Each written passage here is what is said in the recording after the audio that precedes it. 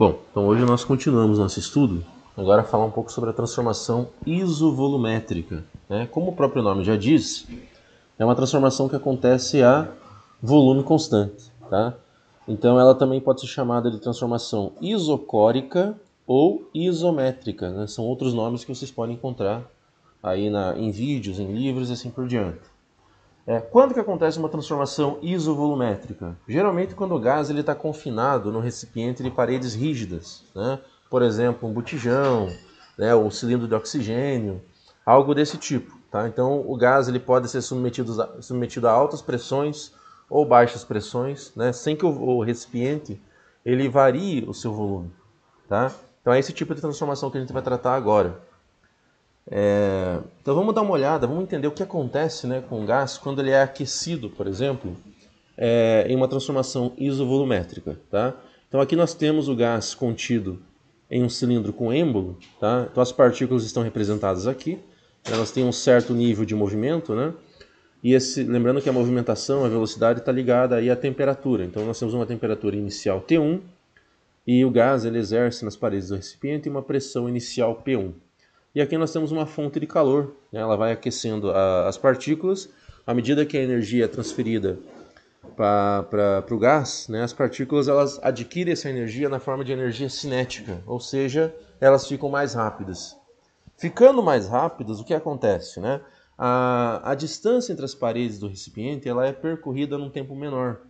Então ela leva menos tempo para ir de uma parede à outra, e isso faz com que a frequência de colisões entre as moléculas e o recipiente, essa frequência aumenta. Tá? Então, com o aumento da frequência, o que acontece com a pressão? Ela também aumenta. Então, à medida que a temperatura aumenta, a pressão aumenta. Né? Então, aqui nós temos o caso 2, o caso 3 tem uma temperatura maior, T3, a pressão também subiu, e assim por diante. Tá? Então, numa transformação isovolumétrica, a pressão ela é diretamente proporcional à temperatura absoluta, né? Ou seja, na escala Kelvin, é proporcional à temperatura absoluta do gás. Então, essa formulação matemática ela ficou conhecida como Lei de Charles, em homenagem também ao físico que estudou tanto a transformação isobárica, que a gente já discutiu no vídeo passado, como a transformação isovolumétrica. Tá? E essa constante K1 aqui, ela acaba dependendo do volume do gás. E claro, né, numa transformação isovolumétrica, essa constante aqui, ela não varia o seu valor, né? Ela sempre tem o mesmo valor. Com isso, né, você pode dizer que a razão entre a pressão e a temperatura absoluta ela é igual a uma constante. Tá? Então, no estado inicial que a gente viu na figura anterior, né, P1 sobre T1 acaba sendo igual a P2 sobre T2, que é igual a P3 sobre T3 e assim por diante. Então, esta é a formulação mais utilizada aí para a transformação, para a lei de Charles, né, que rege aí a transformação isovolumétrica. Então, representando isso num gráfico, né, de pressão por temperatura, o comportamento do gás ele segue uma linha reta. Né? Ele vai seguir esta linha reta, ou seja, e é uma linha crescente, o que está indicando que a pressão ela é diretamente proporcional à temperatura. Então, à medida que você aumenta a temperatura aqui no eixo horizontal, você acaba aumentando a pressão no eixo vertical. Como aqui nós temos uma temperatura dada em Kelvin, você nota que a origem da reta, né, na verdade o prolongamento desta reta, ele passa pela origem, né, ou seja, pelo ponto aqui de temperatura zero e pressão igual a zero. O que indica que um gás, se pudesse chegar a temperatura igual a zero, ele exerceria uma pressão igual a zero nas paredes do recipiente. O que significa uma pressão zero, né, pessoal? Pressão, ela vem das colisões entre as moléculas e o recipiente. Quando você reduz a temperatura a zero, se fosse possível chegar a essa temperatura, as partículas não teriam nenhuma energia. Ou seja, elas estariam em repouso, elas estariam paradas. Se elas estão paradas, elas não colidem com o recipiente. Não é possível, né? Elas estão ali congeladas, não vai ter colisões. Por isso que a pressão chegaria a zero. Mas existem vários impedimentos para a temperatura de um sistema chegar a zero. Entre eles, o conhecido princípio da incerteza de Heisenberg, que você já deve ter ouvido falar aí em vídeos sobre física moderna, física quântica e tal, que diz que você não pode, né, determinar com toda certeza a posição e a velocidade de uma partícula. Né? No caso, se você pegasse ali o átomo, a molécula, né? E você pudesse afirmar que ela está em repouso, você conseguiria definir a posição dela e a velocidade. E isso não é possível. Sempre há uma incerteza para a posição ou para a velocidade, o que indica que a partícula sempre tem um nível mínimo de movimento ou um nível mínimo de energia que não pode ser zero. Né? Ela sempre tem uma flutuaçãozinha ali que faz com que a partícula nunca esteja de fato em repouso. Tá? Ela tem sempre um nível mínimo de energia. Tá? Mas aqui, claro, é só uma modelagem, né, matemática, né, pessoal? A gente pode trabalhar com casos reais a partir de uma certa temperatura, que não é zero, né? Então, acima do zero, você pode tratar aqui o comportamento do gás, tá bom? Bom, aqui é só uma questão de comparação entre os volumes, tá? Então, eu estava afirmando para vocês no slide passado, né, que o K1 ele é inversamente proporcional ao volume, ou seja, quanto maior o volume, menor vai ser essa constante. O que indica que quanto maior o volume de um gás, menor será a variação da pressão quando o gás ele é submetido a uma mesma variação de temperatura. Como vocês podem notar aqui, né? A reta de menor inclinação ela está ligada, né, ao sistema com maior volume, ou seja, o VA é maior que VB, que é maior que VC. Quanto maior o volume, menos inclinada será esta reta, o que indica que a pressão varia menos, né, para uma mesma variação de temperatura. Tá bom? Beleza, pessoal. Agora fazer um exemplo aqui com vocês, tá? É o seguinte. Um recipiente contém gás sob pressão de 1,5 vezes 10 a quinta newtons por metro quadrado e temperatura de 27 graus Celsius. Determine a máxima temperatura que o gás poderá atingir, sabendo que o recipiente resiste até a pressão de 3,0 vezes 10 a quinta newtons por metro quadrado. Então é o seguinte, como ele está falando que o recipiente ele pode resistir até uma certa pressão, a gente entende que as paredes são rígidas, né?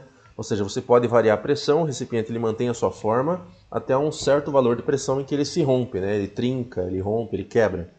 Então, a gente tem aqui, né, um exemplo de transformação isovolumétrica, né? Ou seja, o volume ele se mantém o mesmo, apesar da variação da pressão. Ou seja, até um certo valor, o volume permanece o mesmo, tá? Bom, então vamos lá, né? Você nota que a pressão P1 aqui é de 1,5 e a pressão P2 é 3,0, né? Vezes 10 a quinta newtons por metro quadrado. Então a pressão P2 ela é o dobro da pressão P1. Para a gente determinar a temperatura final, a gente precisa trabalhar com valores de temperatura em Kelvin, não graus Celsius. Então a gente precisa transformar esse valor. Tá? Então o T1, que é a temperatura inicial, ela é de 27 graus Celsius, mas a gente vai ter que transformar, né? Ou seja, vai ter que somar aqui o 273, e isso resulta numa temperatura inicial de 300 Kelvin. Tá? Então esta é a temperatura inicial. Como você pode notar lá na transformação isovolumétrica e na lei de Charles, você nota que à medida que a pressão aumenta, a temperatura absoluta aumenta na mesma proporção. Ou seja, se a pressão dobrar, a temperatura tem que dobrar. Nesse caso aqui, né, você nota que a pressão dobrou, portanto a temperatura final deve ser o dobro da temperatura inicial. Né? Ou seja, T2 tem que ser igual a 600 Kelvin. Para mostrar isso, né, se você não está com muita confiança de você escrever apenas a resposta baseada nessa análise, né, você pode aplicar a lei de Charles e verificar. Então, a lei de Charles é a razão entre a pressão e a temperatura absoluta. Ela é uma constante, ou seja, P1 sobre T1, né, no estado inicial vai ser igual a P2 sobre T2 no estado final. Colocando os valores, nós temos, né, P1, 1,5 vezes 10 a quinta, T1 é 300, né? P2 é 3,0 vezes 10 a quinta e T2 a gente vai ter que determinar, tá bom? Agora, né, vamos à conta. Então eu posso simplificar o 10 a quinta, tá? Eu posso multiplicar cruzado, como eu fiz aqui, né? Então multiplicando cruzado eu tenho 1,5 T2 igual a 3 vezes 300, que é 900. Passando 1,5 dividindo, nós ficamos com a temperatura final que é de 600 Kelvin, tá? Então está de acordo com o que a gente já esperava, né? Quando a pressão dobra, a temperatura tem que dobrar, tá bom? Beleza, pessoal. Então agora eu vou fazer com vocês aí uma série de exercícios para praticar tanto a transformação isobárica como a transformação isovolumétrica, tá? Então vou fazer aqui uns 4 ou 5 exercícios para a gente praticar, né, as ideias que já foram vistas, tá? Espera aí, deixa eu... só um minutinho. Bom, vamos aos exercícios agora, tá? Então, exercício 3, vamos dar uma lida no enunciado para entender o que deve ser feito, tá? Um recipiente contém certa massa de gás que, a temperatura de 27 graus Celsius, ocupa o volume de 15 litros. Ao sofrer uma transformação, olha só, isobárica, o volume passa a ser 20 litros. Aí, determine a variação de temperatura desse gás. Então, olha só, transformação isobárica, né? Ela acontece aí a pressão constante, né? Pressão constante. Então, a gente vai ter que aplicar aqui a lei de Charles-Gay-Lussac, né? Lei de Charles e Gay, né? O Gay-Lussac, tá? Então, para a transformação isobárica, né? O que diz a lei de Charles-Gay-Lussac? Também é conhecida muitas vezes como apenas lei de Gay-Lussac. É que o volume ele é proporcional, ou melhor dizendo, diretamente proporcional à temperatura absoluta do gás, né? Então, você tem aqui no estado inicial um volume V1 e uma temperatura T1, né? Esta razão aqui vai ser igual à razão no estado final, ou seja, V2 sobre T2, tá? Então nós temos o seguinte, no estado inicial, vou até anotar aqui do lado, no estado inicial, nós temos, né, uma temperatura T1 que é de 27 graus Celsius. Só que eu não posso aplicar esse valor aqui na equação, né? Eu sempre tenho que transformar para a escala Kelvin, né? Eu trabalho com temperatura absoluta. Como é que eu transformo? Somando 273 aqui no valor, né? Ou seja, se eu fizer essa soma, eu vou ficar com 300 Kelvin, né? 300 Kelvin, tá? E o volume inicial? O volume inicial é 15 litros, né? Eu não preciso transformar, eu posso trabalhar com essa unidade aqui. Agora, vamos lá, temperatura final, estado final, né? O estado final do gás, que passou por uma transformação isobárica. A temperatura final nós não sabemos quanto é, a gente vai descobrir aqui. Deixa eu só aumentar um pouco o tamanho aqui, tá, pessoal? Pera aí. Rapidinho aqui. Temperatura final nós não sabemos, mas o volume final, V2 é igual a 20 litros, né? 20 litros, tá? Bom, então o que nós temos que determinar aqui é a temperatura final, T2?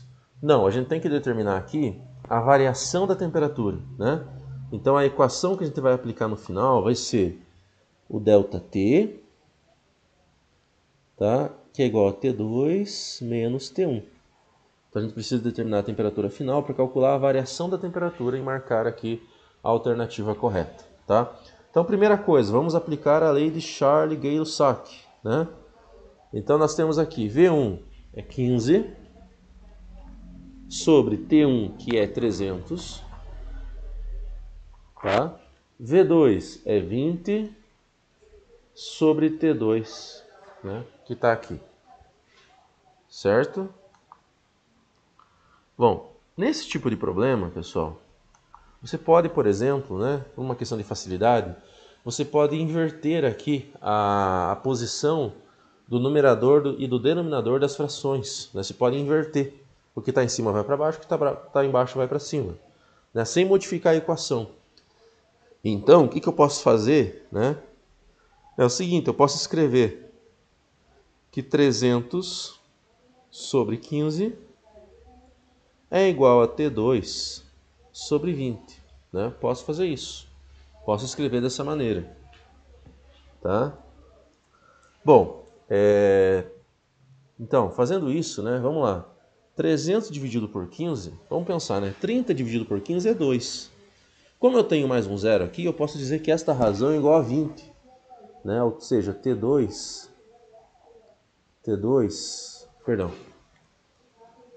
sobre 20, né? Escrevendo aqui, é igual a 20, que é 300 dividido por 15. Passando 20 e multiplicando, eu fico com T2 igual a 400 Kelvin, tá? Agora sim, agora nós sabemos a temperatura final e a gente pode determinar então a variação da temperatura, né? Então aqui fazendo, né, delta T é igual a T2 menos T1. Então fica assim, 400 Kelvin menos 300 Kelvin, tá?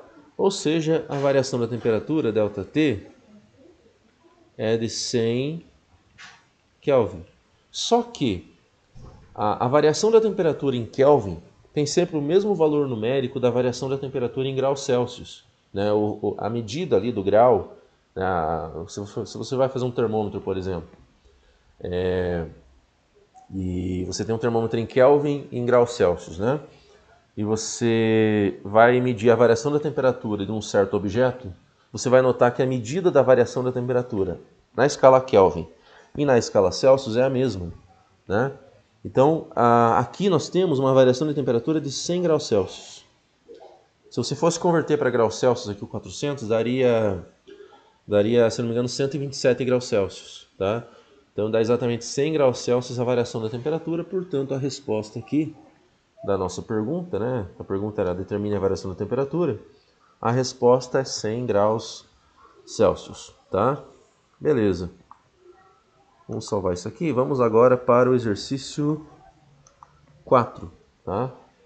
Olha só, vamos lá. Um recipiente fechado de paredes rígidas e indeformáveis contém gás a temperatura de 47 graus Celsius e pressão de 1 atmosfera. Se o gás for aquecido até 367 graus Celsius, que pressão deverão suportar as paredes do recipiente? Então é o seguinte, vamos ler o enunciado de novo, né? Um recipiente fechado de paredes rígidas e indeformáveis. Aqui que está a resposta. Rígido e indeformável é algo que não muda o seu volume, né? A parede não altera. A parede não altera o seu tamanho, então o volume do recipiente não é alterado, né? Isso aqui é a dica. Sempre que aparecer isso aqui, pessoal, é a dica para vocês que a transformação é uma transformação isovolumétrica, tá? Vou até colocar aqui, ó. Transformação isovolumétrica, né? Volume constante, que é dada aí pela lei de Charles, né? É a lei de Charles, ou seja, a pressão ela é diretamente proporcional à temperatura absoluta, né? P1 sobre T1, né? A pressão e a temperatura do estado inicial vai ser igual a P2 sobre T2, pressão e temperatura do estado final, tá? Então nós temos aqui os valores da temperatura inicial e final, só que na escala Celsius, e nós temos a pressão inicial, e a gente precisa determinar a pressão final. Então vamos lá, vamos tirar os dados de novo, né? O estado inicial do sistema tem uma temperatura inicial, T1, que é de 47 graus Celsius, tá? Fazendo aqui a soma, né, 47 mais 273, isso aqui vai dar, vai dar 70 mais 40 vai dar 310, 303, 320, né? 320 Kelvin. Tá? Essa é a temperatura inicial na escala Kelvin. A pressão inicial, P1, é de 1 atmosfera. Vamos lá. Agora o estado final. O estado final nós temos aqui. Estado final. Uma temperatura final T2, que é de, deixa eu só anotar o valor aqui, 367 graus Celsius. Então aqui vai dar 367 mais 273, fazendo essa soma, eu fico com 640 Kelvin, tá? Pera aí, pessoal, só deixa eu aumentar o tamanho aqui, que não vai ser suficiente, né? Deixa eu aumentar um pouquinho aqui.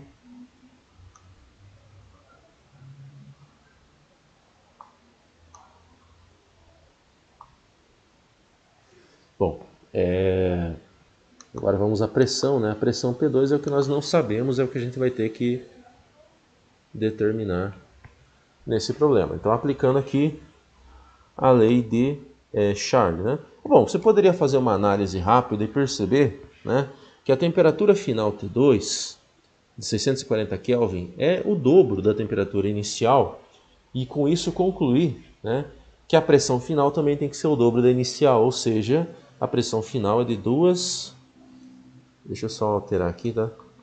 A pressão final ela é de 2 atmosferas, tá? Se você quer demonstrar isso, você pode aplicar então a lei de Charles, né? Então a pressão inicial é 1, a temperatura inicial é 320. A pressão final é P2, vou colocar aqui, a temperatura final é 640. Pegando 640 e passando multiplicando 1, eu fico com P2 igual a 640. Peraí, desculpa. 640 por 320. Tá? Fazendo essa divisão, eu fico com a pressão final, P2, igual a 2 atmosferas. Tá? 2 atmosferas, a resposta está correta. Tá bom? Então nós fizemos aí uma transformação, até agora uma transformação isobárica e uma transformação isovolumétrica. Tá? Vamos ao próximo exercício. Espera aí. Vamos ao próximo exercício. Exercício número 5, tá? Olha só, um sistema fechado contendo um gás ideal sofre um processo termodinâmico isobárico, provocando mudança de temperatura de 200 graus Celsius para 400 graus Celsius. Olha só, o processo termodinâmico isobárico, a pressão constante, a gente vai aplicar o quê? Lei de Charles e Gay-Lussac, né? Lei de Charles e Gay-Lussac, ou seja, o volume o volume inicial sobre a temperatura inicial vai ser igual ao volume final sobre a temperatura final, sendo que as temperaturas são dadas na escala Kelvin, né, na escala absoluta. Tá? Então a pergunta aqui, né, nessa questão é qual a razão entre o volume final e o volume inicial, ou seja, é para determinar o valor desta razão aqui, V2 sobre V1. Né, V2 sobre V1. Bom, um erro comum a ser cometido aqui é você pegar os valores que são dados no enunciado, ou seja, 200 graus Celsius e 400 graus Celsius, e substituir aqui na lei de Charles e Gay-Lussac. Né? Então, se você coloca aqui 200 e 400, você vai notar que a razão, né, entre V2 e V1 vai dar 2. Por quê? Porque a temperatura dobrou. A temperatura dobrou, o volume dobrou. Só que a temperatura utilizada aqui, como vocês já estão carecas de saber, não é a temperatura em graus Celsius, é a temperatura em Kelvin. Tá? Então, por isso que a gente tem que transformar. Né? Então, T1 aqui, T1 ele é de 200 graus Celsius, né? Ele vai virar então 200 mais 273, isso aqui vai dar 473 Kelvin. Né? E a temperatura T2? A temperatura T2 é 400 graus Celsius. 400 mais 273, isso aqui vai dar 673 Kelvin. Então são esses valores que vocês têm que utilizar aqui na equação, tá?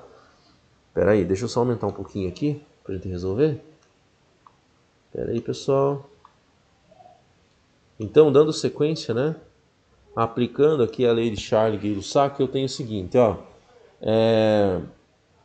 V1 sobre T1, que é 473, é igual a V2 sobre 673, que é a temperatura final. Bom, como eu quero a razão V2 sobre V1, eu vou tentar isolar esta razão aqui para poder resolver, né? Então o V1 que está multiplicando eu passo dividindo o V2, e o 673 que já está dividindo eu passo multiplicando, né, o 1 que vai sobrar aqui. Então, reorganizando, nós temos V2 sobre V1, né, igual a 673 sobre 473, tá? Fazendo essa conta, usando uma calculadora aí para facilitar um pouco, né? Você vai chegar no valor que é aproximadamente 1,42, tá? Mas eu vou arredondar aqui para 1,4, né? Então tá de acordo aqui com uma das alternativas que é apresentada, né? Então justamente essa opção aqui do 2, né, pessoal? Esse 2 aqui confunde e pega muito aluno em prova, né? Às vezes você lembra da fórmula, você faz a conta certinha, só que você esquece de transformar a unidade. Então você trabalha, você chega no valor 2, opa, 2 está aqui, né? 2 já está respondido, então eu vou marcar. Isso é muito comum de acontecer. E se o professor for sacana na hora da prova, ele pode pensar em todos os erros possíveis dos alunos e marcar a resposta que daria, né? Justamente para pegar o aluno desatento, né? Então tem todo esse problema, tá bom? Beleza, vamos agora à questão 6. A gente já está quase encerrando, tá, pessoal? Mas aqui é mais para vocês treinarem mesmo. Então, claro, né, esse vídeo está aqui, vocês podem pausar ele, vocês podem tentar resolver antes do professor, né? É só uma ferramenta para ajudar vocês. Tá? Essa aqui é a última, é só para relembrar um pouquinho a transformação da escala Fahrenheit. Tá? Então é o seguinte, um recipiente indeformável, né? Transformação, já vou colocar aqui, né? Transformação isovolumétrica, né? Lei de Chard. P1 sobre T1 é P2 sobre T2. Lembrar da fórmula sempre é importante, né, pessoal? Se você conseguir lembrar na hora qual fórmula que você aplica, isso acaba acelerando o processo de resolução, tá? Olha só, em um recipiente indeformável aprisiona-se certa massa de gás perfeito a 27 graus Celsius. Então aqui já é a temperatura inicial. 27 graus Celsius. Medindo a pressão exercida pelo gás, obtemos o valor, né, de 90 centímetros de mercúrio. Essa aqui é uma unidade, né, que você obtém lá no barômetro, é uma altura de uma coluna de mercúrio. Então a altura inicial aqui é de 90 centímetros de mercúrio, né? Você pode encontrar também como 900 milímetros de mercúrio. Se elevarmos a temperatura para 170,6 graus Fahrenheit, né? Então aqui já é dada a temperatura final, 170,6 graus Fahrenheit, qual será a nova pressão do gás? Ou seja, determine o P2. Então aqui a gente vai ter que aplicar a lei de Charles, mas claro, né? Como vocês podem notar, a primeira coisa a ser feita aqui é você transformar as unidades de temperatura, né? Então é a primeira coisa que a gente vai fazer aqui antes de aplicar a lei de Charles. Deixa eu só aumentar o tamanho aqui disponível, porque vai ser algumas contas, né, a serem feitas. Tá? Então primeiro, né? Primeiro caso que nós já temos meio que de cor, né, que é a temperatura de 27 graus Celsius. Se você for somar 273, isso aqui vai dar 300 Kelvin. Né? Isso aqui, de tanto fazer, a gente já lembra de cabeça, né? Isso aqui é 300 Kelvin. O T2 é que vai dar um pouquinho mais de trabalho. Mas vale lembrar, né, que das transformações de unidades lá das escalas termométricas, né? Então, não sei se vocês lembram, mas nós temos o seguinte, ó.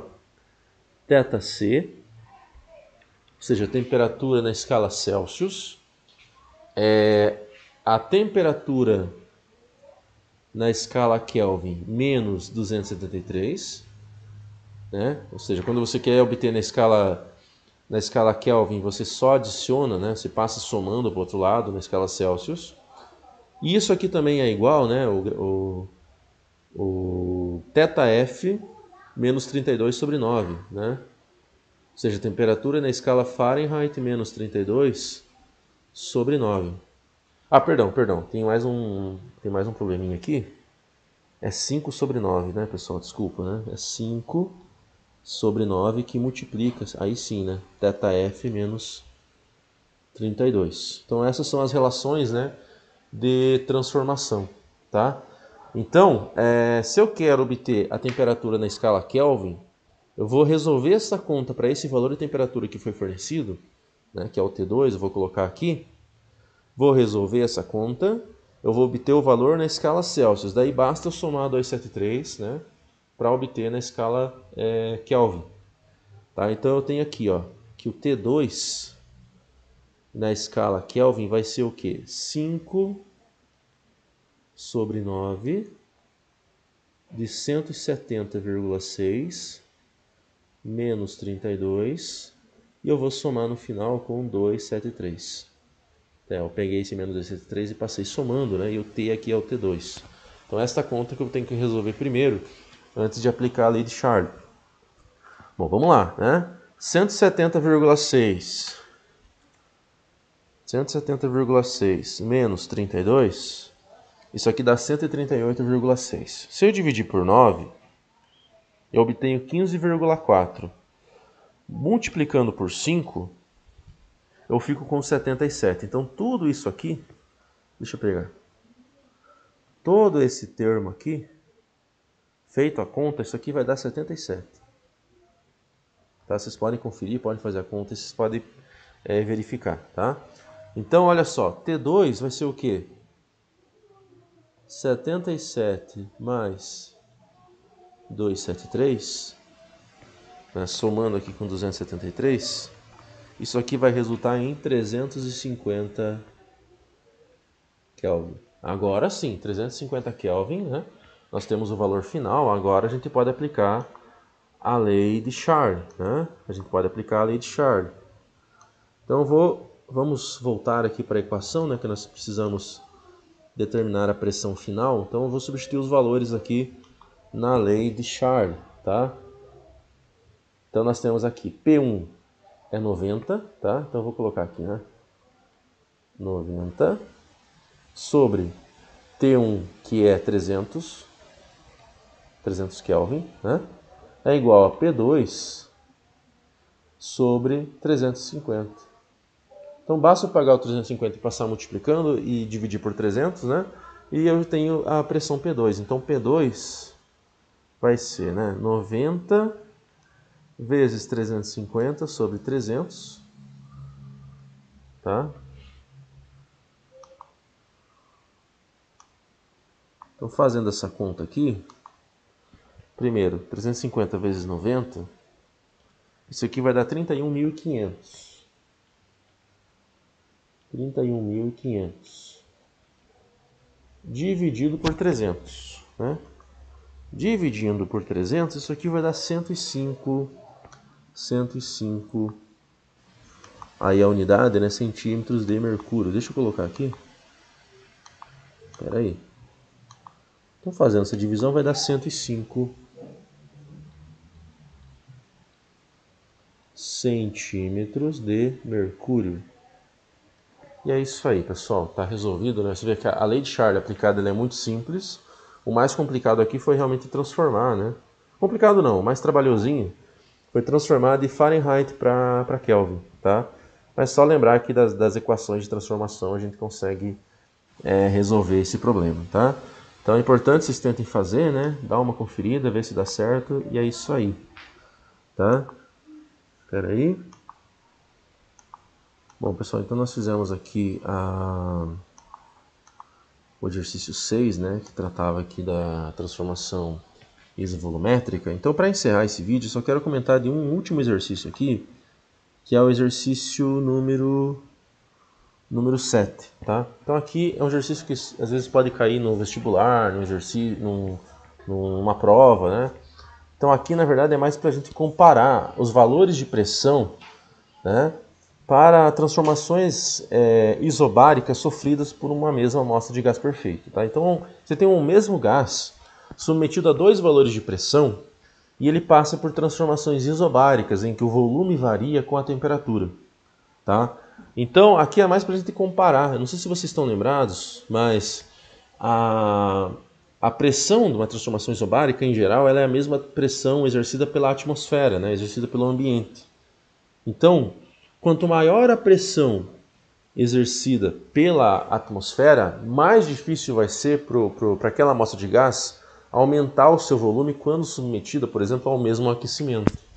Tá? Então aqui o que acontece é exatamente isso. Você aquece e o volume aumenta. Mas quanto maior a pressão externa, mais difícil vai ser para o gás aumentar o seu volume. Ou seja, menor será a variação do volume. Então nesse caso, por comparação, você percebe, né, que como a variação menor foi nesta linha vermelha, a pressão associada a esta reta deve ser maior que a pressão P2. Né? Ou seja, P2 é menor que P1. Tá? Então, esta é a resposta aqui da questão, né? Fazendo as comparações, tá? A pressão não pode ser igual, a P2 não pode ser maior. Aqui a gente não sabe exatamente. Aqui, na verdade, P2 ela é menor, né? Então não pode nem escrever dessa maneira. E aqui, né, num diagrama V por T, volume por temperatura, não se pode comparar diferentes valores de pressão. Mentira, você pode comparar, você pode afirmar qual pressão é maior, qual pressão é menor. Tá bom? Então é isso.